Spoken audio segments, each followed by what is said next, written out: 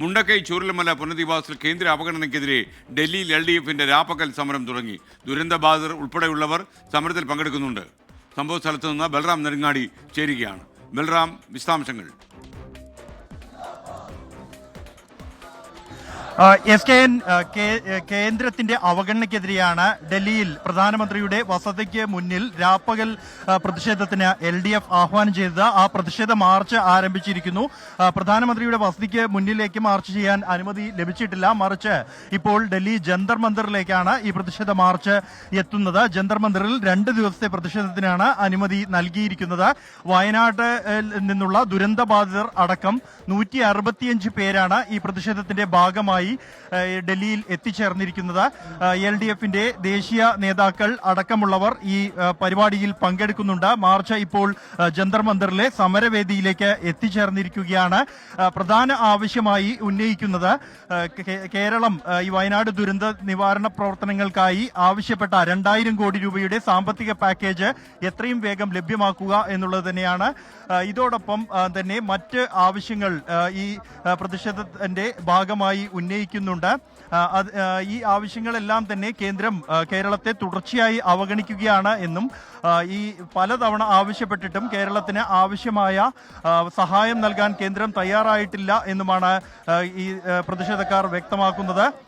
അതിതീവ്ര ദുരന്തമായി പ്രഖ്യാപിച്ചത് തന്നെ മാസങ്ങൾക്ക് ശേഷമാണ് എന്നും ഈ വയനാടിനോട് തുടർച്ചയായ അവഗണന ഇത് രാഷ്ട്രീയപരമായ ഒരു വിവേചനമാണ് എന്നുമാണ് ആരോപിക്കുന്നത്. 1972 വനനിയമം ഭേദഗതി ചെയ്യുക, വന്യജീവി പ്രശ്നപരിഹാരത്തിനായി 1000 കോടി രൂപയുടെ പാക്കേജ് അനുവദിക്കുക, രാത്രിയാത്രാ നിരോധനം പിൻവലിക്കുക, വയനാട് നഞ്ചങ്കോട് തലശ്ശേരി മൈസൂർ റെയിൽവേ നടപ്പാക്കുക, വനം റവന്യൂ ജോയിന്റ് സർവേ പൂർത്തീകരിച്ച് കർഷകർക്ക് പട്ടയം നൽകുക, ബദൽ റോഡുകൾക്ക് കേന്ദ്ര അനുമതി നൽകുക തുടങ്ങിയ 7 ഇന ആവശ്യങ്ങൾ ഉന്നയിച്ചുകൊണ്ടാണ് ഈ പ്രതിഷേധ പ്രകടനം നടക്കുന്നത്. ജന്തർ മന്ദിറിൽ ഇപ്പോൾ പ്രതിഷേധക്കാർ എത്തിയിരിക്കുന്നു.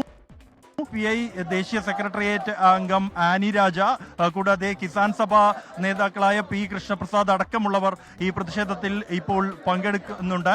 മറ്റ് LDF നേതാക്കളും ഈ പ്രതിഷേധത്തിലേക്ക് എത്തിച്ചേരും. വളരെ ശക്തമായ പ്രതിഷേധമാണ്. വയനാട്ടിലെ ദുരന്തബാധിതരടക്കം എത്തിയിരിക്കുകയാണ് ഡൽഹിയിലേക്ക്. എങ്ങനെ കാണുന്നു?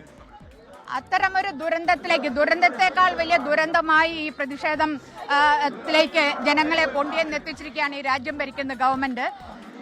അവിടെ വന്ന് എത്രയേറെ പണം ചെലവഴിച്ച് അവിടെ വന്ന് അതിന്റെ പകുതി പണം അവിടുത്തെ ദുരിതാശ്വാസത്തിന് കൊടുത്തിരുന്നെങ്കിൽ അവിടെ ആളുകൾക്ക് അത് വലിയ ഉപകാരമാകുമായിരുന്നു. എന്നാൽ യാതൊരു വിധത്തിലുള്ള മാനുഷികതയും പ്രകടിപ്പിക്കാതെ അവിടെ കേരള സംസ്ഥാനത്ത് തങ്ങളുടേതല്ലാത്ത ഒരു ഗവൺമെന്റ് നിലനിൽക്കുന്നു എന്ന ഒറ്റ കാരണത്താൽ രാഷ്ട്രീയ വിരോധം തീർത്തുകൊണ്ടിരിക്കുന്ന കേന്ദ്ര നരേന്ദ്രമോദി RSS BJP ഗവൺമെന്റിനെതിരെ പ്രതിഷേധിക്കുന്നതിനും ഈ വയനാട്ടിലെ ജനങ്ങൾക്ക് അവരുടെ ആവശ്യങ്ങൾ ഉന്നയിക്കുന്നതിനും വേണ്ടിയാണ് ഇന്നും നാളെയുമായി ധർണ നടത്തുന്നത്. ഇത്തരത്തിൽ ശക്തമായ പ്രതിഷേധം തന്നെയാണ്. രാഷ്ട്രീയ പ്രേരിതമായാണ് കേരളത്തിനോടുള്ള ഇത്തരത്തിലുള്ള അവഗണന എന്ന് ചൂണ്ടിക്കാണിച്ചുകൊണ്ടാണ് LDF-ന്റെ നേതൃത്വത്തിൽ 2 ദിവസത്തെ പ്രതിഷേധ ധർണ പ്രഖ്യാപിച്ചിരിക്കുന്നത്. പ്രധാനമന്ത്രിയുടെ വസതിക്ക് മുന്നിൽ രാപ്പകൽ സമരത്തിനാണ് ആഹ്വാനം ചെയ്തിരിക്കുന്നത്. ഡൽഹി പോലീസ് കനത്ത സുരക്ഷ കേരള ഹൌസിന് മുന്നിൽ ഒരുക്കിയിരുന്നു. ബാരിക്കേഡുകൾ നിരത്തിയിരുന്നു. ഡൽഹി പോലീസിനെയും അർദ്ധസൈനിക വിഭാഗങ്ങളെയും വിന്യസിച്ചിരുന്നു. തുടർന്നാണ് മുന്നിലേക്ക് ജന്തർ മന്ദിർ റോഡിൽ നിന്നും പ്രധാനമന്ത്രിയുടെ വസതിയായ ലോക് കല്യാൺ മാർഗിലേക്ക് പോകാൻ കഴിയാത്ത സാഹചര്യമുണ്ടാവുകയും ജന്തർ മന്ദിറിലെ സമരവേദിയിലേക്ക് ഈ പ്രതിഷേധം മാറ്റുകയും ചെയ്തിരിക്കുന്നത്. പ്രതിഷേധക്കാർ ഇപ്പോൾ ജന്തർ മന്ദിറിലെ സമരവേദിയിൽ എത്തിയിരിക്കുകയാണ്. സമരം എന്തായാലും ശക്തമായി തന്നെ 2 ദിവസം തുടരുക എന്നുള്ളതാണ്. പോലീസ് എവിടെ തടയുന്നു അവിടെ പ്രതിഷേധം ഇരിക്കുക എന്ന ഒരു പ്രഖ്യാപനമാണ് ഡൽഹിയിൽ എത്തിയ ഘട്ടത്തിൽ പ്രതിഷേധക്കാർ നടത്തിയിരിക്കുന്നത്. ഇപ്പോൾ ജന്തർ മന്ദിറിലെ സമരവേദിയിൽ പ്രതിഷേധക്കാർ എത്തിയിരിക്കുന്നു. ശക്തമായ പ്രതിഷേധം തന്നെയാണ് ഡൽഹിയിൽ നടന്നു വരുന്നത്. SKN.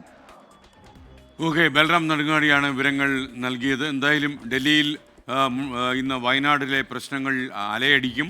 മുണ്ടക്കൈ ചൂരൽമല ദുരന്തത്തിൽ ദുരിതാശ്വാസങ്ങൾ താമസിക്കുന്നതിനെ കുറിച്ചുള്ള പ്രതിഷേധം ഉയരും. രാപ്പകൽ സമരമാണിന്ന്.